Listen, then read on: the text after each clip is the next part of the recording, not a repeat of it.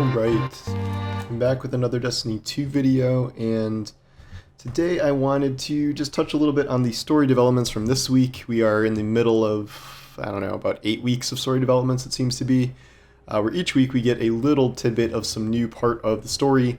I'm actually live playing through this pirate hideout on my second character. So I already did it once on my first, and I might loop that background, because this only takes about 2 minutes. This is the most interesting development, this part of the season here, where we're not just running another Pirate Lord thing. I mean, we are. I think this was Wolf Ship Turbine from Tangled Shore, one of the Sunset ones. You'll recognize it when you go in there. We've established that these are all reprised Lost Sectors. That's not a huge shock or anything at this point. But what is surprising is they're like, oh, you're going to fight this guy. He likes war beasts, blah, blah, blah. Like, it's your kind of usual thing.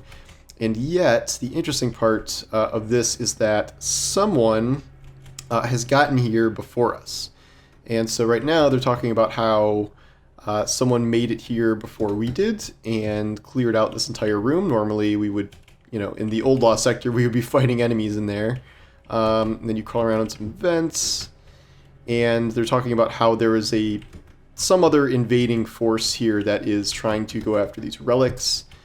In this case, it doesn't succeed because this guy is still here. So this is the Beast Tamer guy. No one has killed him or anything, so he's still here taming his beasts. But there was someone that cleared out at least half the room here.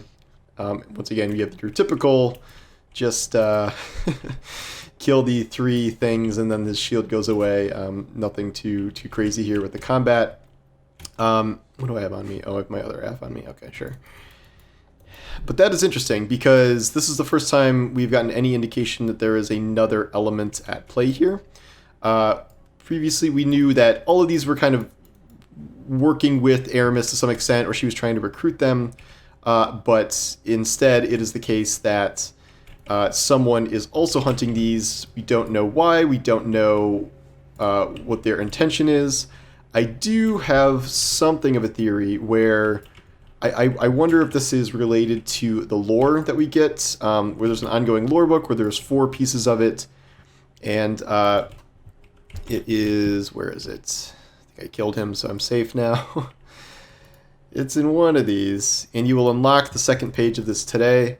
This is about someone named Ithrix, and then they chose their name Inax, and I think this is a female Elixni, because she talks about Eramis. I don't believe that this is like Mithrax in a former life. I think this is about a different character. Someone clearly who had some sort of relationship with Eramis, but this page here, it talks about how they were kind of hunting the humans because the humans were hunting them, and they were enjoying like murdering and torturing the humans. And then we end up somewhere where they find the hive on the moon, and then something spooks the hive. And they discover a pyramid of jet black opening its doors for us. So this is the story of an Elixni, who is not Eramis, who has had some sort of contact with the darkness. And considering we are after someone who is hunting darkness relics, that seems pretty relevant, if you ask me. And I do wonder if that is related. I will go to the Elixni Quarter, where we can talk about the rest of the story developments this season. This week. Let's go here. No big conversations between Mithrax and Ido here this week, but there is something. I don't think this will happen on my second character, but I'll go into it in a minute. Before all this, the message I skipped over from Ido is that she will not let Mithrax essentially tell her what to do, and she will keep helping us, and she does not want to be sheltered by Mithrax, so she is going to keep doing her thing by helping us. I'm not going to rewatch this part here. This is Mithrax telling us that there's something about his past that he has not been very upfront with us about. We know that like Mithrax used to kill guardians and stuff, but there seems to be something else that's being hinted at here that Mithrax is hiding from his daughter, from us, pretty much from everybody. And I have to believe it has something to do with this rival crew that is now trying to sabotage us and steal things out from under us. I assume these are related. that message, he asked us for time to trust him, and I'm sure we will get more answers in the coming weeks here. Go to Spider. He wants to play his little engram game again. I'll pick a different one than I picked the other time. We don't get anything on the second character, but on my first character, I got a red border pattern of the submachine gun, which is not one I have finished yet. So you get something that you want. I assume everyone is getting a red frame weapon. I don't know if it's one you haven't completed or not. Most people have probably not completed any who weren't me. This is Ido saying that she has somehow sabotaged whatever Spider is doing to mess with us. And I don't know if this is like any sort of like larger plot line, like Spider is like trying to betray us or something, or if he's just pulling like a shell game con where he's giving us garbage when we pick the wrong engram every week and just kind of laughing at us. I don't know.